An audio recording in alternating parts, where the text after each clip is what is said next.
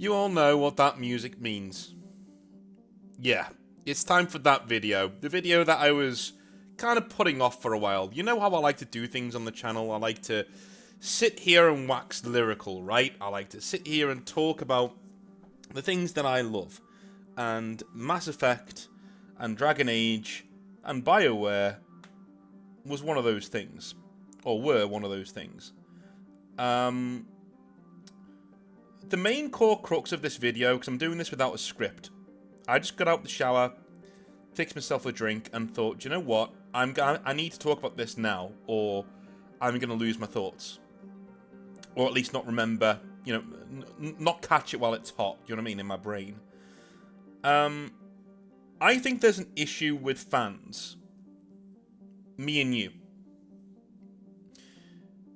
I think we're torturing ourselves. I think we're looking at Dragon Age Veilguard. We're looking at BioWare going forwards. It's modern games. We're looking at it. And we're expecting BioWare of old.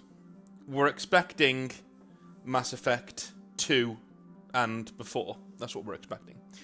The game you're seeing now on screen is the trailer for Mass Effect 3.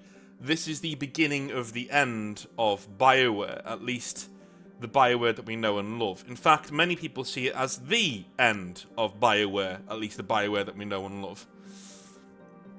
Which is incredibly unfortunate. At the time, I remember the furore about the ending. I remember us all being very, very, very annoyed. And I remember one of my favourite YouTubers, Lawrunner, who I don't really watch that much anymore, because it's more, he talks about Star Trek a lot, and I'm not a big Trekkie. But I remember his channel at the time, Arshin Gaia it was, took off because of the ending controversy for Mass Effect 3 and his response to it, which was very viral and very, very well put together. And it's literally him sitting at work, a talking head sitting at work, because he works overnight as a technician in a server somewhere, you know what I mean? He's just there, chilling out. And that was him. And his entire YouTube career kind of kicked off from there. I remember those days, and the, shall we say, anger and vitriol and disbelief that we could be betrayed in such a way to have an ending to a series that we loved so much be such a wet fart with literally no thought put into it whatsoever. Oh, if we could only see what's going to happen over the next 12 years. Because BioWare has time and again let us down. We had Mass Effect Andromeda, which was a fucking mess, and in all no uncertain terms, was a bad Mass Effect game. It had lovely combat gameplay, but that's not what I play RPGs for. That is not what I play Mass Effect for. We had Dragon Age Inquisition, which was an okay game. You know, I like certain parts of Dragon Age Inquisition, do not get me wrong. And it is the last net positive game I think BioWare have made, was Dragon Age Inquisition in 2015, 3 years after this. 3 years after Mass Effect 3. Okay? We then have Anthem, which is the first unmitigated disaster. I mean, I know I referred to Andromeda as that, but again, it was controversial, but certain people liked it, fair enough. Most Mass Effect fans didn't, and I didn't either. Then we had Anthem, which was the first unmitigated fucking disaster that BioWare released. Unfinished, unpolished nonsense of a game. That, to me, back in 2020 or 2019, was the time where I literally washed my hands of BioWare and said, okay, they're gone. They're gone now. They don't exist. Because the BioWare that I know would never release something that shitty. It never would have seen the light of day.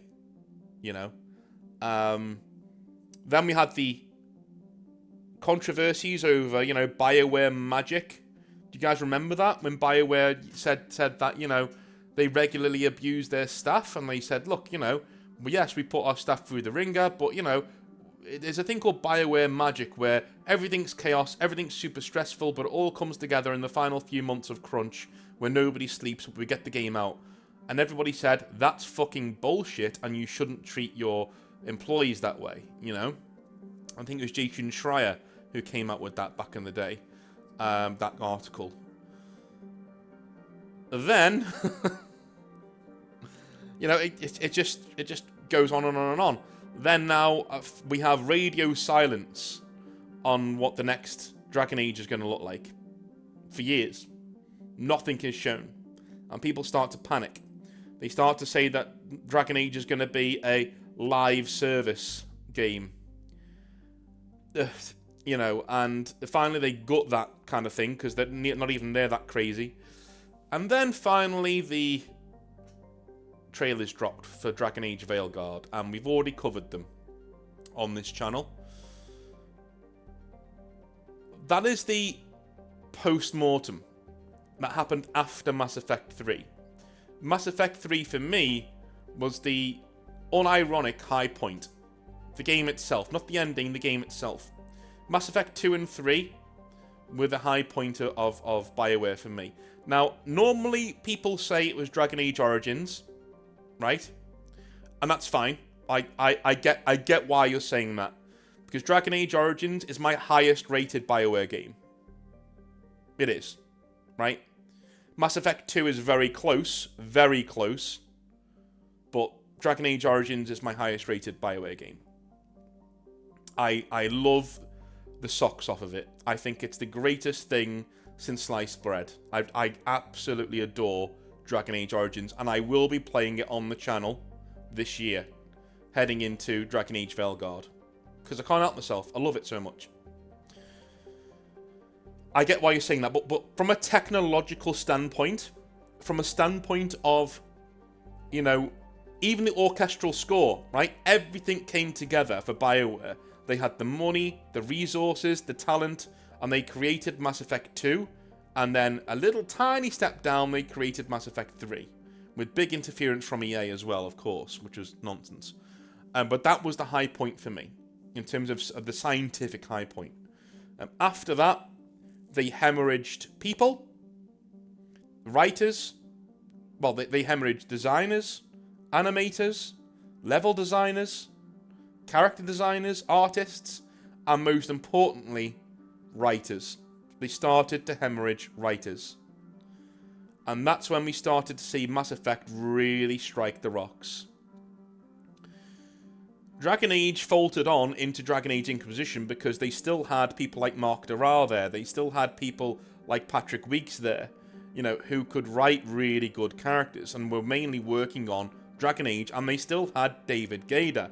I have my differences with Gaider. I don't like his opinions on certain things, and I think he's quite arrogant sometimes, but he was one of the main helms of Dragon Age, and he was always championing the fact that Dragon Age should stay Dragon Age, goddammit, right?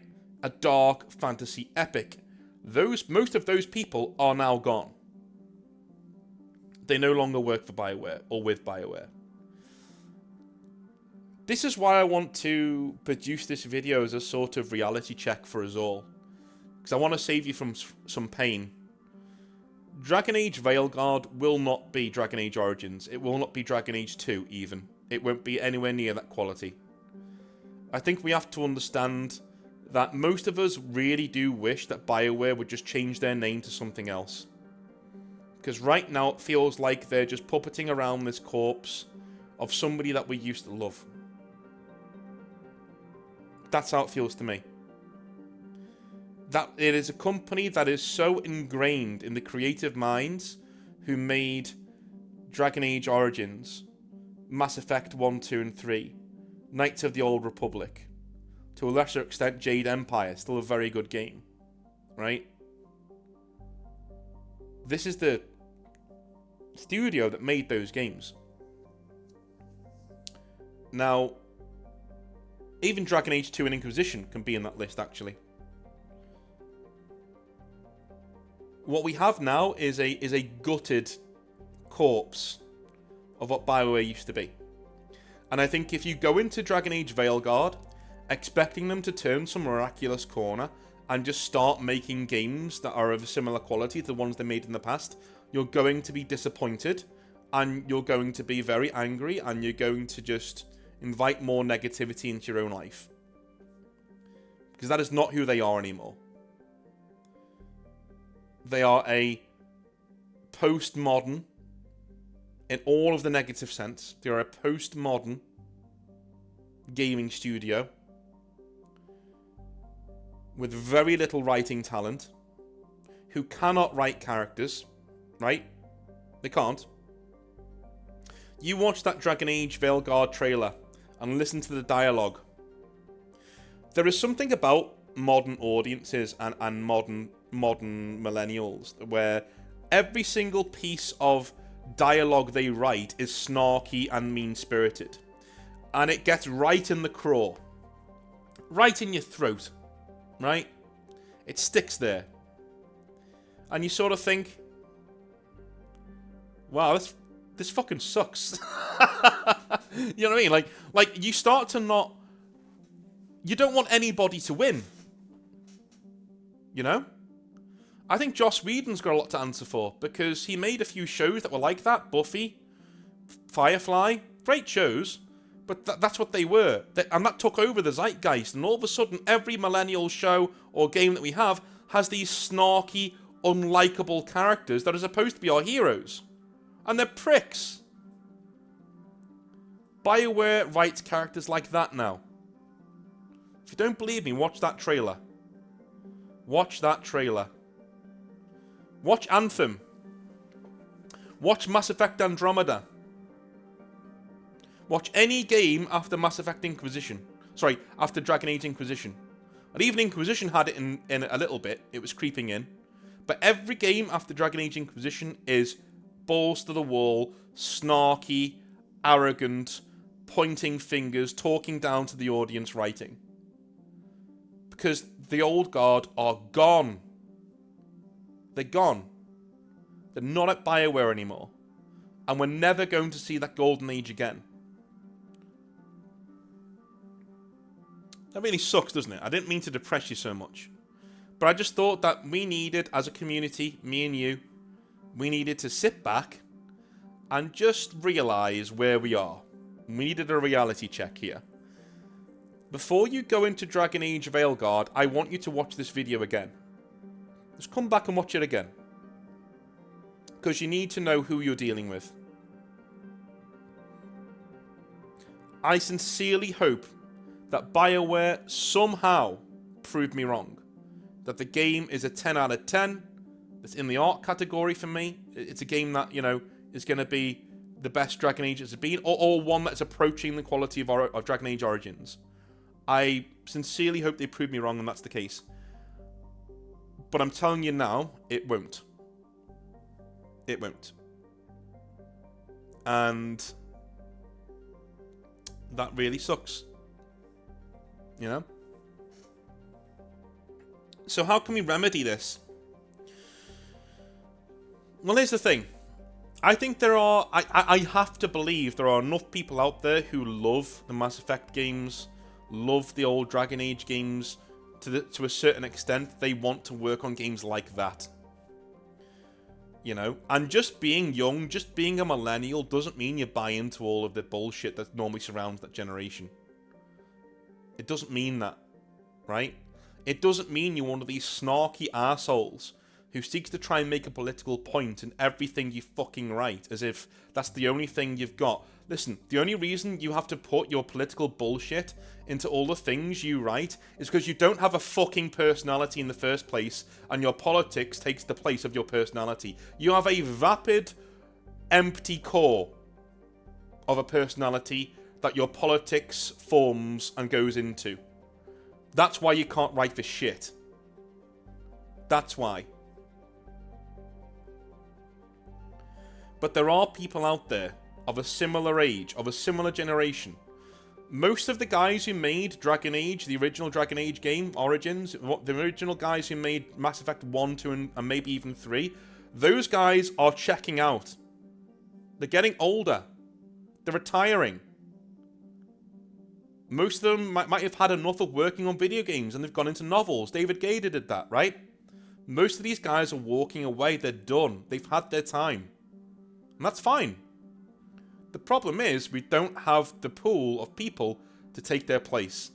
And the people BioWare have chosen seem to have been hires that are made for all the wrong reasons.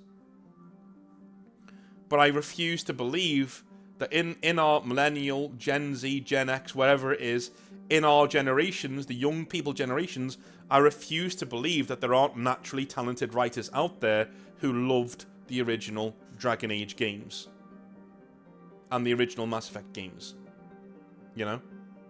I refuse to believe that. I truly believe there are many of them out there who would die, would give their left arm to work on a game like this. If you're one of those people, treat this as a rallying cry for you. If you're one of these people, work on your craft. Don't let politics in and work on your craft. Do whatever it takes.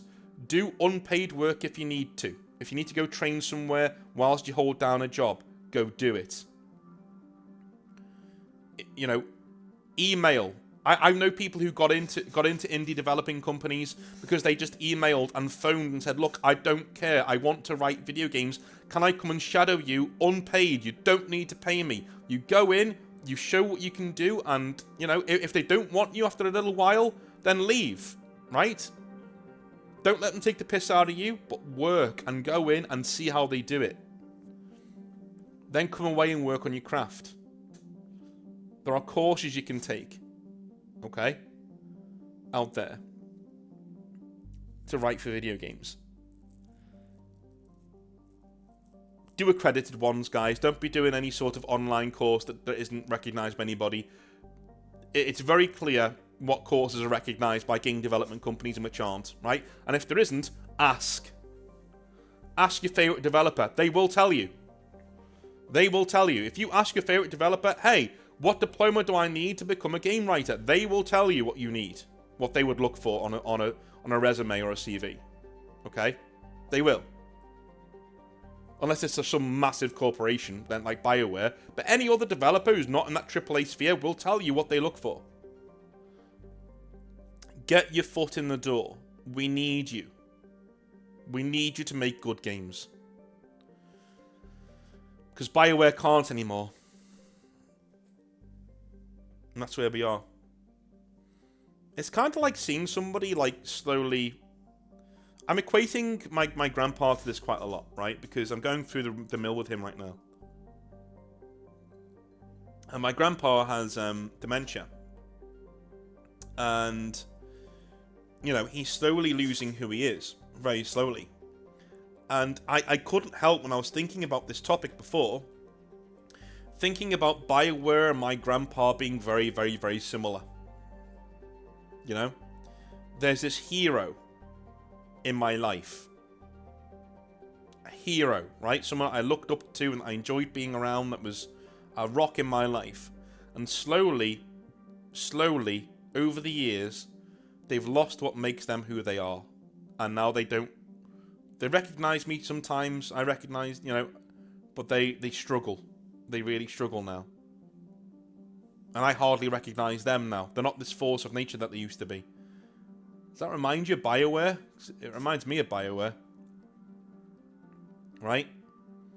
This heroic company who got me through so many hard times. I don't recognise it anymore. And that's sad. That's really, really sad. I don't think people quite realise the depth of feeling people have for BioWare. When people my age, when gamers my age, I know gamers are getting into gaming now won't understand what I'm talking about, but when gamers my age hear this music, you are literally transported back to the bridge of the Normandy, looking at that star map, deciding where you're going to go next.